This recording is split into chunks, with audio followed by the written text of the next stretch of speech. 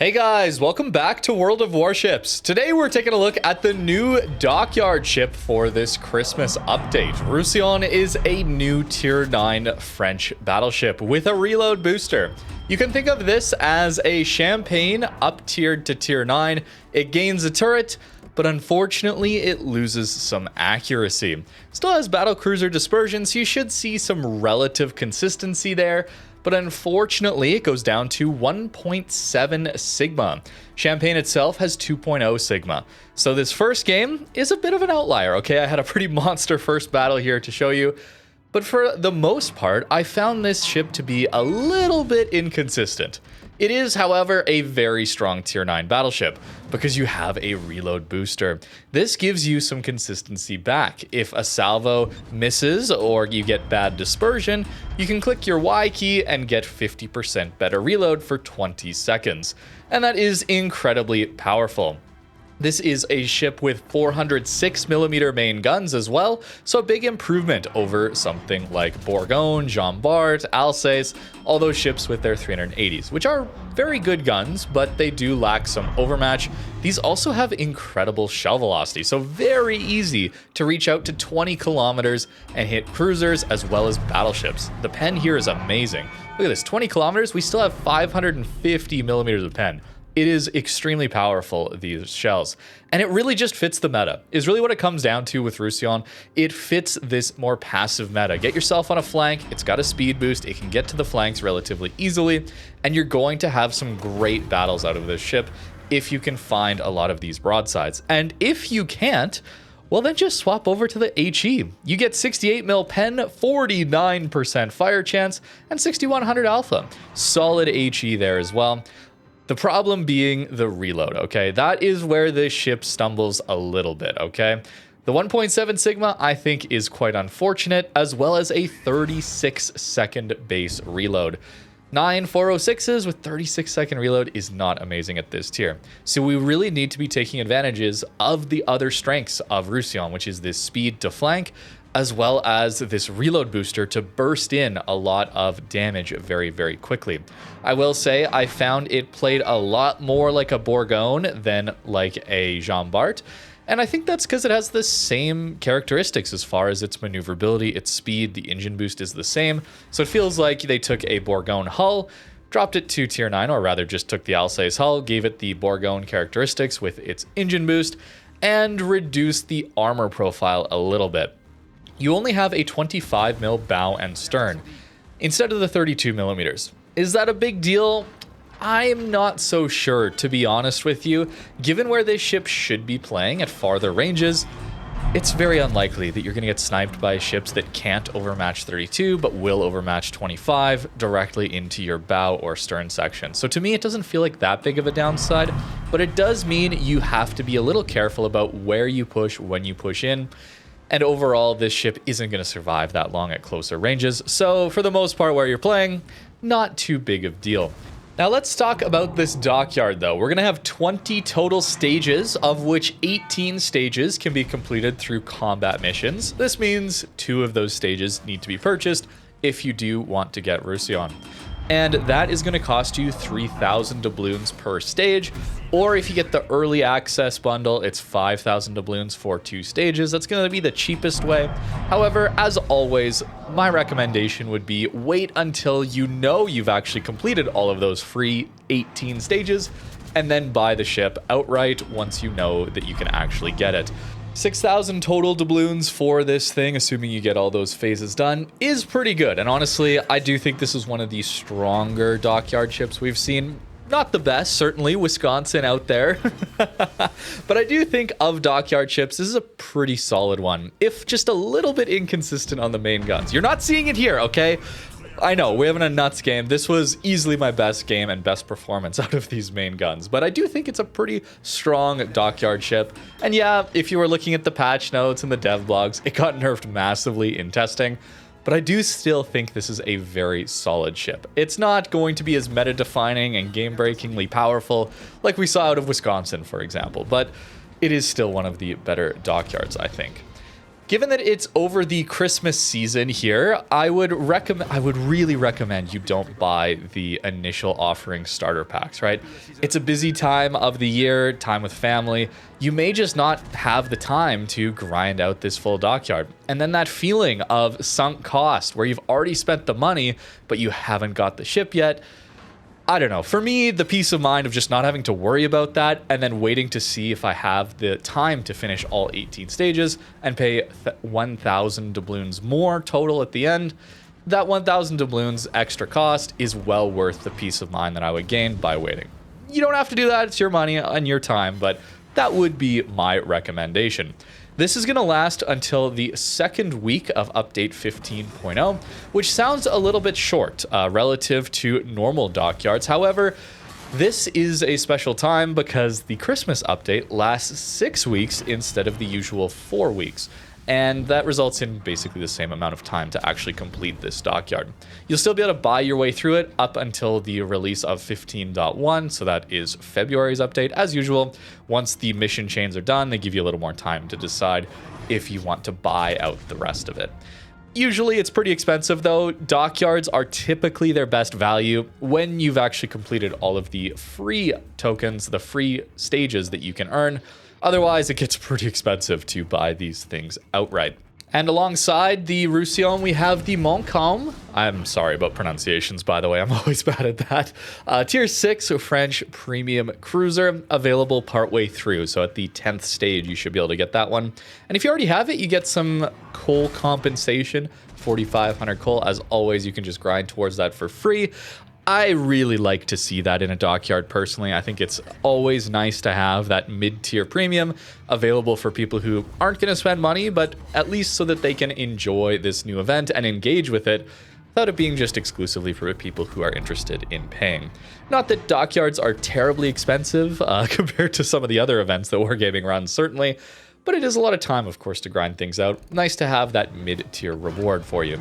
And with that, I think that's about all of the event that I have to discuss with you guys. So let's get back to this ship. And it's been a bit of a journey for me trying to figure out what to say about Roussillon, okay?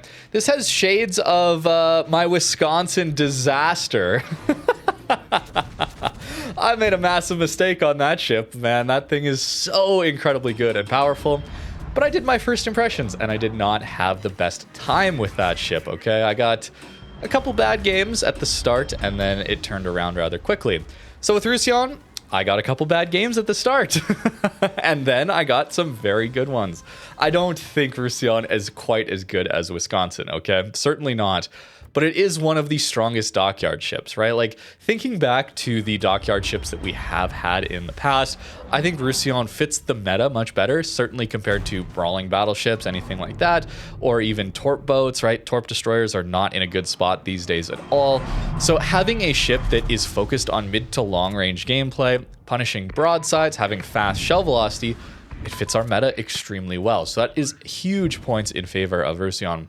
I think it also has some incredibly hard-hitting guns that can do some very, very nice damage. You take a salvo, you miss it, the guy turns broadside to you, you pop your reload booster, just like this, into the Cambridge here. Normally, we wouldn't get this shot off before the Cambridge gets behind the island. With reload booster, we get it, okay? That is huge consistency. Unfortunately... Yeah, okay. Not every match was like that first battle I showed you. Unfortunately, 1.7 Sigma Battlecruiser Dispersion can troll you from time to time. It's also worth mentioning, if you're someone who's enjoyed Bourgogne in the past and see this as a tier 9 version of that, it doesn't play the same, okay? It doesn't feel the same, at least. Battleship Dispersion 1.8 Sigma versus Battlecruiser Dispersion 1.7 Sigma. Seems like the Battlecruiser Dispersion should do a lot of heavy lifting there to make it better. Consider, though, that Bourgogne not only has more shells, we go up to 12 gun shells instead of 9 shells, it's also the reload, okay? One of the reasons that Bourgogne can feel consistent is that it just reloads so quickly. Jean Bart as well. 28-second reload on Bourgogne, 26-second on Jean Bart. Roussillon is at 36-second base. And that's one of the reasons that I am running Furious, by the way. I've got Furious heavy AP. My main complaint with this ship was the incredibly slow reload and the feeling of inconsistency because I wasn't getting as many salvos out per minute as I was expecting. And maybe that's my expectations that were incorrect, certainly. But this was a really unfortunate side of Roussillon, is that it does not play the same as far as main guns go compared to something like Bourgogne or Bart. I still think it is a very strong ship. You just need to get matches where your guns work, okay? It's a bit silly, but if you're good at rolling an RNG dice, you're gonna love this ship. If you're not as good at rolling that dice, then it might feel a little bit frustrating to you. But let's say you're someone who is not, you just know you're not going to get enough steel to get Bourgogne. I think this plays quite similarly, okay? It doesn't quite have the reload for it, but as far as maneuverability, as far as where you can play the ship overall, I think it has a very similar playstyle. I would still prefer Bourgogne personally to this one, but remember, it's a tier 9, it's a whole tier lower. And while I was playing this ship, I didn't get the most games down into tier 7, as we know. Tier 9 gets up-tiered a lot into those super ship games, or at the very least, mostly into tier 10 games. But it can happen. They get down-tiered into tier 7, and it's absolutely incredible into that. But tier 10, tier 9 Matchmaker plays rather similarly, I would say, these days. So a pretty interesting ship overall. Is it stronger than something like Bart? It depends, right? It depends. The reload, I like the faster reload on something like Bart, but you do have to deal with battleship dispersion there. And similar number of shells, in fact, 1 shell less per salvo, but you get way better reload. Plays differently, play a little more bow on with that ship. Is it better than Alsace, the tech tree tier 9? I think absolutely, okay? That's what it comes down to. We're comparing this ship suddenly to some of the best ships in the game. At least in my opinion, I think Bourgogne is absolutely incredible. Comparing it to Dockyard ships, comparing it to the best Dockyard ship we've ever seen in Wisconsin, right? You're always going to come up a little bit short against that unless you're a truly overpowered ship like some of those other ones. So in that regard, perhaps not exactly fair of me to compare Roussillon to that. Comparing it to maybe the oldest tech tree battleships like Iowa and Izumo, it's much better than those, okay? So this is not a weak battleship. Yeah, it's sad that it got nerfed in testing. I do wish the guns were more consistent. I do wish the reload wasn't as long, but it still had some pretty incredible games into it. And with this reload booster, it often was able to mitigate a lot of that weakness of long reload and some inconsistency. I will say, though, this is just a pure vibes thing while I was playing it. It did not feel like it was as good of a reload booster as I'm used to in Bourgogne or Bart, even though it is. Compared to the Champagne, you get 5 extra seconds on this reload booster. It's the full 20-second reload booster, 15% cooldown on your gun salvos there. You get the full 15% engine boost off Bourgogne. Bart and Champagne both don't get those. You unfortunately only get 3 heals base like Champagne, so that's again where we need to be playing a little further back. It's not a brawler, but you were probably going to play it as a brawler anyway. I often get caught too far in, like I did in this match, and the other one, in fact. I was often caught too far in and barely managed to survive some of these battles. It's quick enough to get out of bad situations, fortunately. It's not like some of those old American battleships, like I played Colorado recently for a ship request. Had a good time, but you're not getting out of a bad situation once you get into one, where with Roussillon, these French battleships with their speed boost can certainly get out of some of those bad situations. Little inconsistency here again into Cherbourg. I'm not showing you all of my games, of course. I think I played 7 or 8 games in this one total. The vast majority of them were just decent, okay? But I did find that we catch some broadsides and it just doesn't give me quite the consistency I was hoping for. As for why this reload booster did not feel as good, even though it is, it's down to your base reload, right? It cuts your base reload in half for 20 seconds. When your base reload is 28 seconds, like on Bourgogne, and then you take reload mod to cut that down even further, down to like 24 seconds, suddenly it feels like you're getting 2 extra salvos out of your reload booster instead of just 1. Where with Roussillon, we are just getting 1 extra salvo, which in itself is very good. Much better than any ship that doesn't have a reload booster, remember? But it is not the same. It does not feel the same, I guess, even though technically on paper it is. It's that long reload. And perhaps if I had my wish and maybe not to create such an overpowered ship, this might do it, but I would love to see this reload come down to, say, 32 seconds base instead of 36 seconds. while keeping the 1.7 Sigma, or give it better Sigma and keep this much longer reload. Something like that would feel a little better to me. However, we still got great games, and perhaps it's just me testing this ship and seeing what it's like against some of the best ships in the game. I suppose that's how we get power creep, right? Is where we see these ships only compared against the best versions of their competition, other tier 9s or even tier 10s, different Dockyard ships that we've played in the past. And with that, then maybe they come up short, and Wargaming feels like they have to boost the power level of some of them. Certainly things like Bremen and Hawaii pushing limits on shell velocity, DPM, tankiness, anything like that. So Roussillon being a very good ship, not the best ship we've ever seen for a Dockyard, means that it is still worth considering grinding out. But if you have already a Bourgogne or a Bart, it's not going to play much differently. In fact, I personally prefer those. It doesn't mean it's a bad ship, though, and I do think it's worth grinding out if you're interested in a French high-tier battleship with a reload booster. Fast shell velocity makes it much easier to lead at longer ranges, and it still is incredibly maneuverable to get those flanks and punish them with this reload booster. And as for the build on this ship, I do want to make up for those weaknesses on our reload, and honestly, it's not very tanky at close range anyway, so I'm trying to justify giving up fire prevention, okay, is what it comes down to. Taking Furious and heavy AP instead of fire prevention.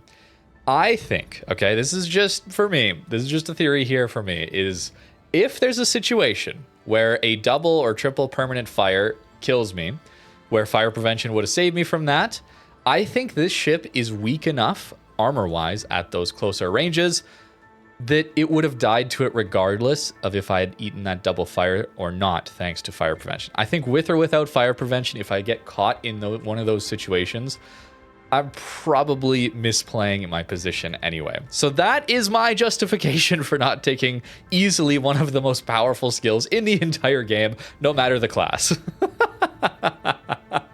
Whether or not that actually plays out in practice, I don't know. But this is what I was running, trying to be a little more aggressive with it. I also want to run some of these builds like this that are harder to play, certainly, when you're not taking these skills, but also make up for the weaknesses of the ship. If I'm going to sit here and tell you the weakness of this ship is its long reload and inconsistent dispersion, well, I can make up for that reload with things like Furious. I can get more damage out of it with super heavy AP. It's harder to play, but that does allow me to try and mitigate that and see how it plays in those examples as well. This is another reason why I should be taking Outnumbered on basically all my battle cruisers, because anytime I play a battle cruiser, I'm complaining about dispersion. I should be trying to buff that as much as I can if that's the main thing I'm frustrated with. Otherwise, honestly, yeah, you really should just run fire prevention. Unless you feel especially confident in wanting to give that a shot. Notice we're not taking Brisk here. We certainly could. 13-2 detect is very, very solid. I am choosing to take a defense and ASW expert because I think this is another one of those best skills in the game. For only 2 points, whenever there's planes in the vicinity where we're shooting at them with our IA, you get 40% consumable cooldown. And given that we have so many consumables, some that help us survive, get across the map quicker, reposition, some that get us more damage, some that keep us alive with healing, or just remove those fires, it's so nice to have that consumable cooldown. It's really, really powerful for 2 points. And it hurts to give up Brisk. It hurts certainly to give up Grease the Gears. But for 406s with reload mod, this is still very, very fast to traverse at 34.5 seconds. Highly, highly, highly recommend you take Gunfeeder. I shot mostly AP. I know, I usually shoot AP. I got this thing where I hate shooting HE out of battleships. For whatever reason, I just don't like doing it. Feels wrong. But you should, okay? When people are bow into you, no one's giving you broadside. 406s gain some overmatch over 380s, but not a ton. And this HE is very powerful. 49% fire chance. I think it's 48 usually. I think I have a couple of the fire flags or something like that on there. It's really good. And 68 mil pen as well is very, very solid. And again, much like Bourgogne, much like Bart, if you land a fire and then have your reload booster available, what if somebody damage controls in front of you? Well, you can pop a reload booster to try and guarantee those fallout fires. I see this consumable as a consistency consumable. I don't necessarily see it as, oh, extra DPM. I see it as someone made a mistake in front of me. I want to guarantee a punish, okay? That's usually how I'm using main battery reload boosters. And perhaps sometimes that results in me greeting them too hard and having them left over at the end of the battle. but I'm trying to be a little more aggressive with them. It is one, though, that you don't want to leave on the table. So if you're someone like me who often finds themselves with a couple reload boosters left by the time the game ends, try to hit that key a little bit more often because it will help you a ton.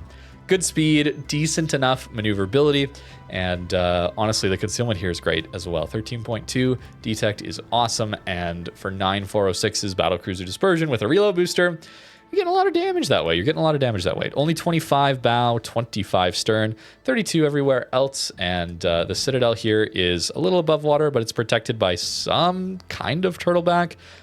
I don't know. I wouldn't call it turtleback like German turtleback. I like to call it French black hole armor. Because that's really what it feels like. Whenever you're shooting at these French battleships, their broadside, there's just shatters. I don't know, man. It should get through. It's only 350, 32, and 50. It feels like it should get through at closer ranges, especially into some of these French battleships, but it just shatters for whatever reason. So a little bit of extra tankiness there. Not that we should be so close that we're having to rely on that. I think this one needs to be played a little longer ranges. But overall, I had a pretty decent time with it. A little frustrated at the inconsistency, but I'm glad I played it long enough to see it shine. It's not going to be as strong as something like Wisconsin, but at tier 9, it's one of the better tier 9 battleships, I think, and well worth grinding out if you have the time and 6,000 doubloons to spend on it at the end of this dockyard. But let me know what you think in the comments down below. Thank you very much for watching, and have a great rest of your day.